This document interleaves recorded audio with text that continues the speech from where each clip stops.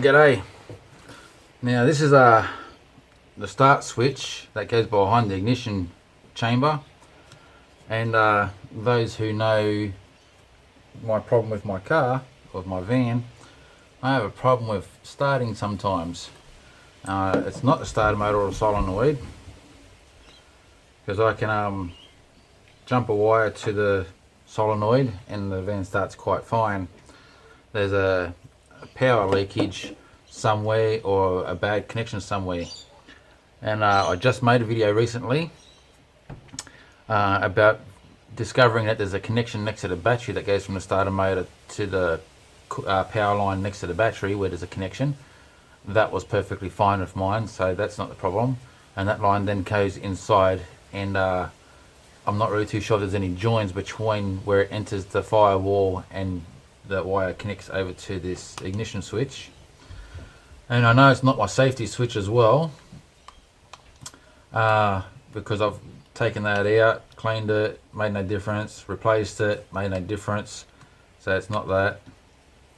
So I'm going to pull this switch apart now, and I don't know what to expect, if there's going to be any spring loaded something in there. I have another one of these that I can use from the 94 van that I've got as parts. So first of all, I'll see if there's anything wrong with this one. So it's going to be a bit of a trick to get it apart by the looks of it. And if I fail with this one, then I've got the other one. But in the meantime, we get to have a look.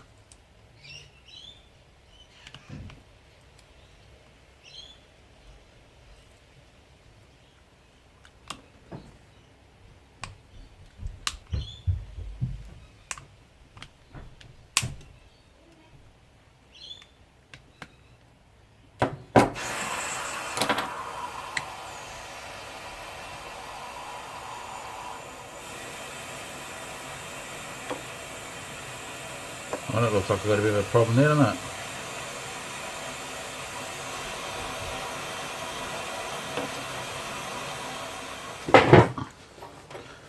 Let's have a closer look at that. So it looks like there's a problem there, and I think I've spotted something.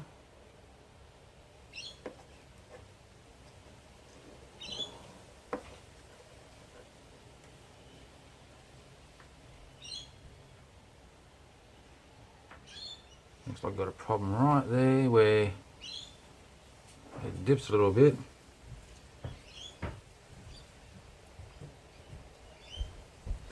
In that one spot.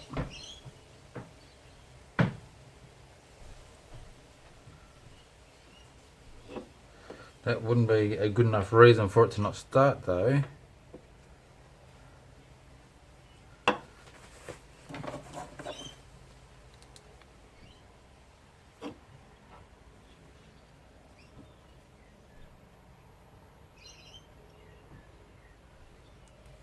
It does look like there's a problem there though with the arcing out and so forth, doesn't it?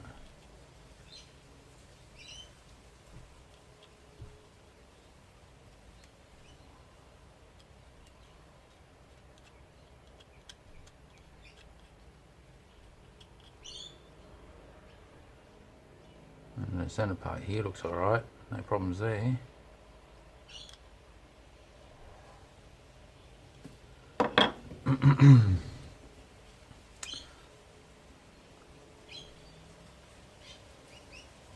There's lithium grease underneath it, so it definitely looks like there could be an issue there. I don't know if you can, I've got it in the camera view properly. The dips, I'm going to give that a clean.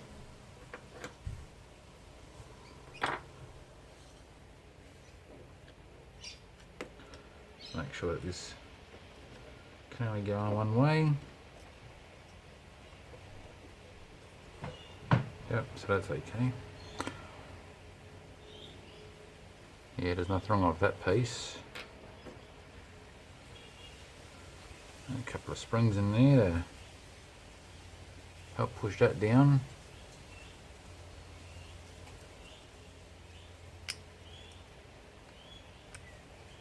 Oh, there's ball bearings there on both sides. I'm not going to take that out any further,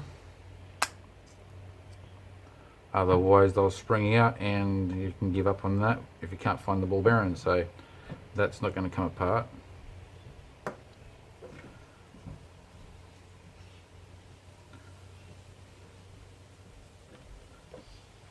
That's okay there. So you got 2 springs there to hold, to push against that, and you got 3 springs on the outside. They've all got lithium grease on them. So I'll give these 2 bits a clean up. I'll give that a clean as well. Should I? Just for good measure, eh? I'll give it all clean and see what we're dealing with once it's cleaned up.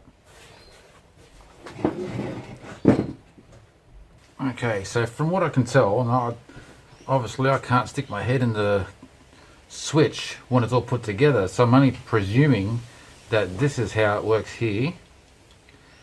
And because I've got an arm like that that sticks out, that gives me an indication of that's the clearance area there. So this must be it here, and so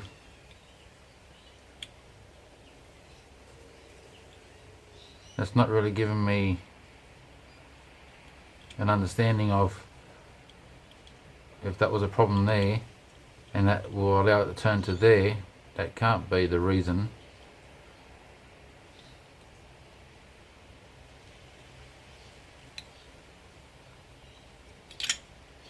Unless there is another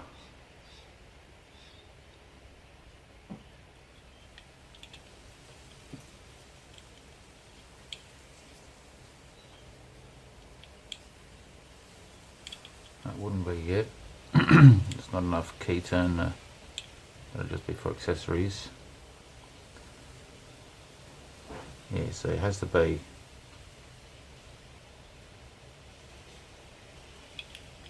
from that point there on, so that'll be off. Is there any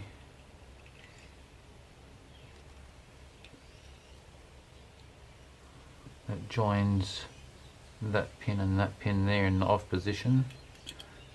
If that's off,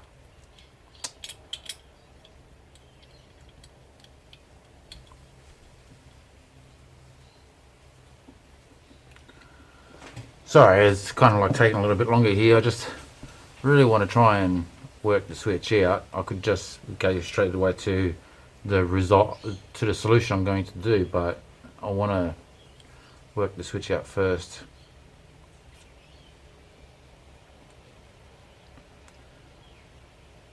If that comes around, and then you'd go to that point there, which would be accessories,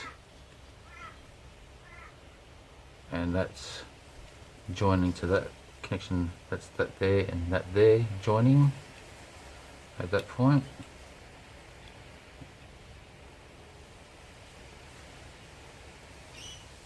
And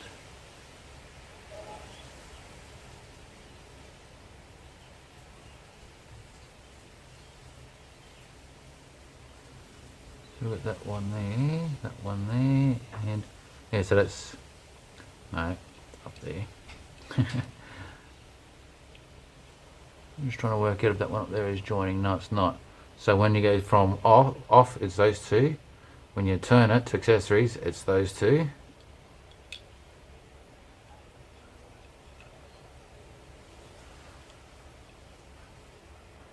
So come around to start, that would have to be start. And you'd turn it all that way for the start, and then come back on the spring, and I'd sit back to that point there. Okay, that's okay for that point, to that part of what I'm looking at. Then you've got this part here as well that also plays a part. Doesn't look like there's any wear and tear on this part of it.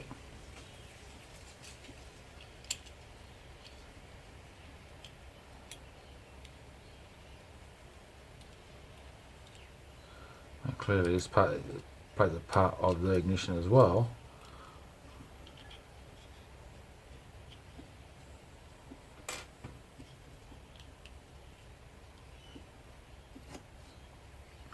spring loaded.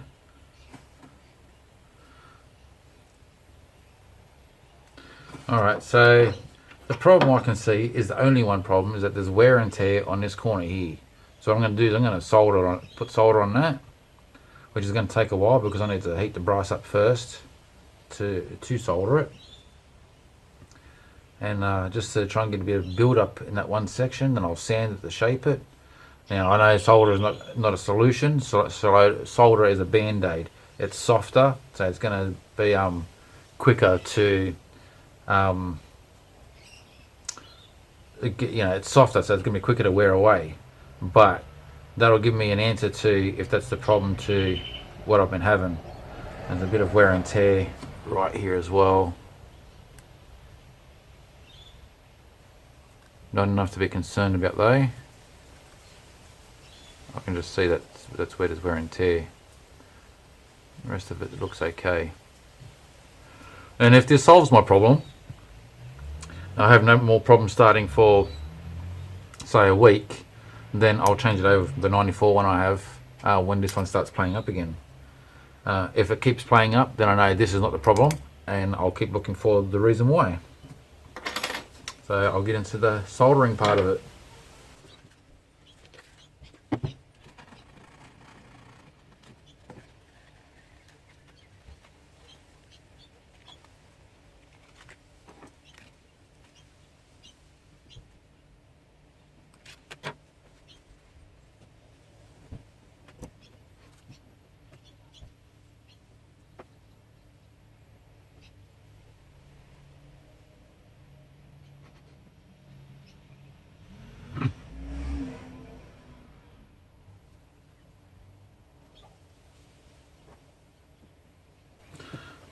I need to heat that up a little bit quicker.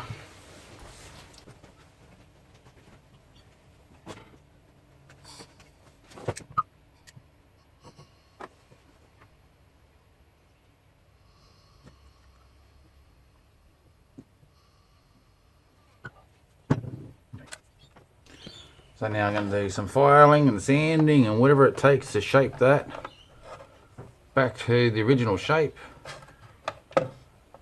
And obviously I've got to wait for that to cool down now. And I'm not going to record filing and all that, but I'll show you the finished product before I put it all back together, and we'll see how we go from there.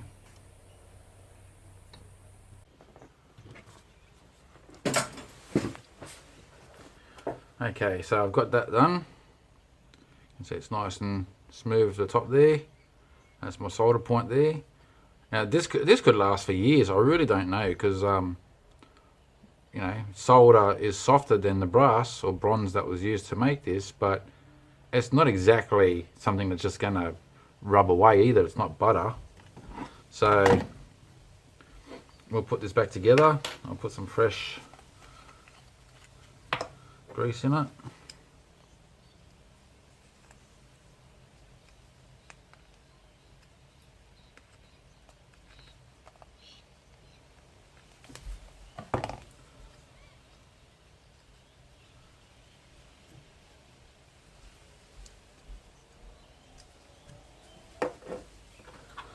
This can only go back in one way. You can see there's a square type cutout, and that's the way that goes on.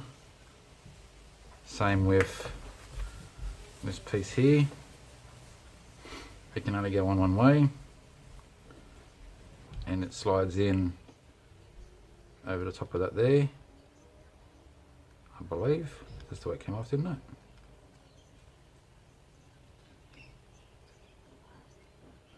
Oh, it can only go back on one way anyway, so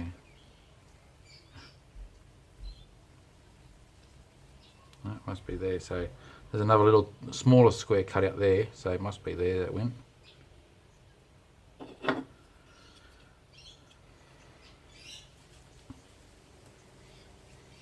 And got the bigger space there, so it's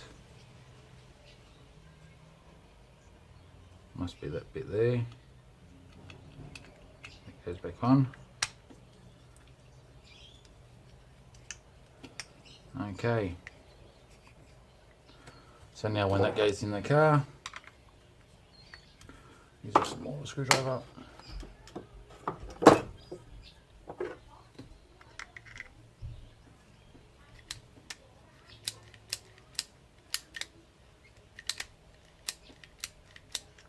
Alright, feels good. So now we'll put that in the van, not car.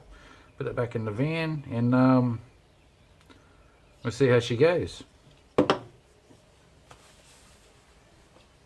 Alright, so I've got the switch back in. It's only 2 screws to take it out, and this is not really a good test right now because sometimes she does start first go, and then other times she doesn't want to start at all. So this repair I've done is more going to be a test over the next few days, week, whatever. There it goes, see? No change.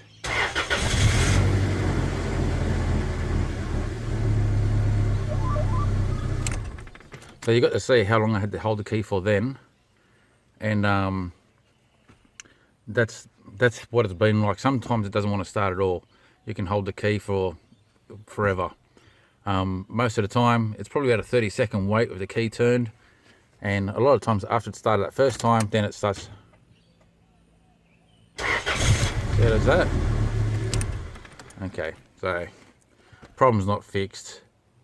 I did find the problem, but that wasn't the problem to the reason why this is happening. So I'll keep looking. Anyway, the video was about pulling the switch apart and having a look inside, and that was successful. So yeah, till next time guys, cheers.